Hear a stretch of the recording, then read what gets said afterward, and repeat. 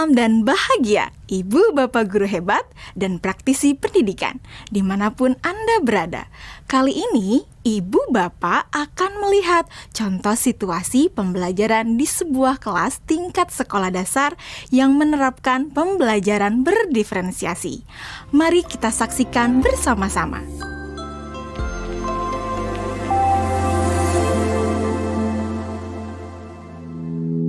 Organ tubuh manusia.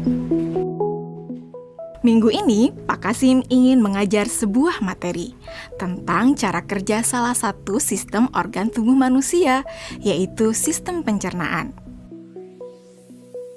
Adapun tujuan pembelajarannya adalah melalui diskusi kelompok dan penugasan mandiri.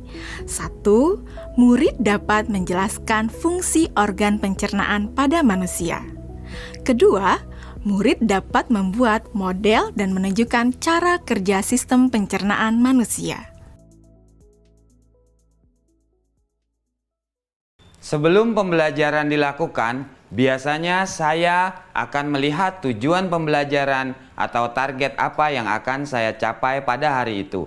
Setelah itu, saya melihat data atau informasi terkait murid-murid saya untuk menentukan strategi pembelajaran yang tepat dan penilaian yang sesuai. Saat merencanakan pembelajaran, Pak Kasim mempersiapkan beberapa sumber belajar yang menurutnya akan membantu murid-muridnya belajar sesuai dengan kebutuhannya. Sumber daya belajar yang disiapkan diantaranya adalah sebuah poster, berbagai bacaan yang memuat pembahasan tentang bagaimana organ pencernaan bekerja dari beberapa sumber. Ada yang berupa beberapa buku bacaan dengan tingkat kesulitan berbeda-beda, artikel sederhana, mengunduh sebuah video singkat yang sesuai dengan apa yang ia ingin anak-anak pahami, membuat kartu-kartu pertanyaan untuk membantu murid mengkonstruksi sendiri pemahaman mereka tentang cara kerja sistem organ pencernaan dengan menjawab pertanyaan.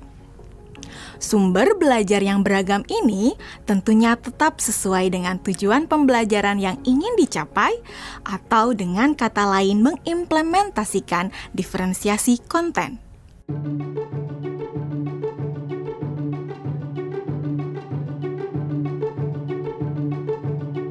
Setelah semua sumber materi yang beragam disiapkan, saya mempersiapkan daftar kegiatan lengkap dengan instruksinya. Misalnya, membaca buku atau artikel dan lain sebagainya, mengamati poster, mendiskusikannya, dan kemudian membuat ringkasan untuk menunjukkan pemahaman tentang isi poster tersebut. Menjawab kartu-kartu pertanyaan. Aktivitas-aktivitas tersebut walaupun berbeda-beda, namun semuanya bertujuan agar murid memahami cara kerja sistem pencernaan. Assalamualaikum. Bagaimana kabar kalian? Waalaikumsalam. Baik, Pak.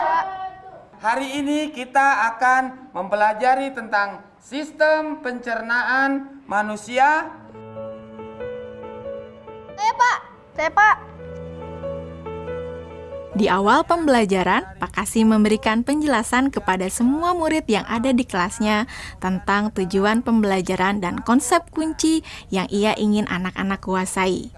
Lewat proses tanya-jawab dan contoh-contoh, Pak Kasim memastikan bahwa murid-muridnya memahami apa yang dimaksud dengan sistem. Pak Kasim meminta murid-murid bekerja dalam kelompok.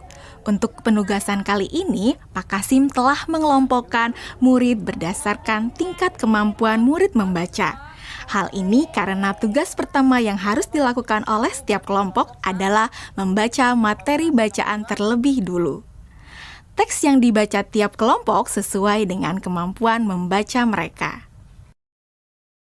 Selama proses murid melakukan kegiatan, saya mengobservasi dan memantau pemahaman murid-murid. Saya mendatangi tiap kelompok, mengajukan pertanyaan, dan memberi pertanyaan lanjutan kepada murid-murid yang memerlukan bantuan atau perlu diberikan tantangan lebih. Saya juga membuat catatan-catatan penilaian selama proses ini. Setiap jawaban murid, pertanyaan murid, saya perhatikan dan menggunakan informasi ini untuk menyesuaikan tingkat bantuan yang akan saya berikan pada murid atau berdiferensiasi proses. Sistem pencernaan adalah serangkaian jaringan organ yang bekerja untuk mencerna makanan. Organ pencernaan antara lain meliputi mulut, kerongkongan, lambung, usus kecil, usus besar, rektum, anus.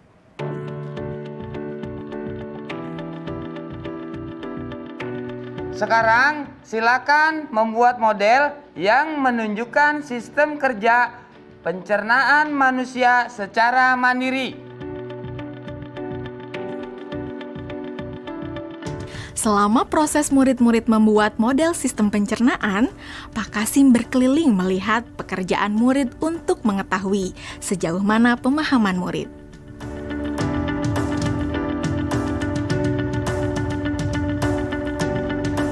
Di akhir pembelajaran, saya melakukan kegiatan refleksi, di mana refleksi tersebut digunakan untuk mengapresiasi murid, untuk mengetahui atau menilai sejauh mana pemahaman murid tentang topik yang sedang dipelajari, untuk mengetahui bagaimana perasaan murid-murid ketika melakukan proses pembelajaran. Agdas, Senang, Pak. Arjuna, Senang, Pak. dan tentunya semua ini dapat menjadi informasi bagi saya untuk mengembangkan proses pembelajaran selanjutnya. Ibu dan Bapak guru hebat, demikian video singkat salah satu contoh penerapan pembelajaran berdiferensiasi di jenjang sekolah dasar. Tetap semangat, Ibu dan Bapak guru hebat. Salam dan bahagia.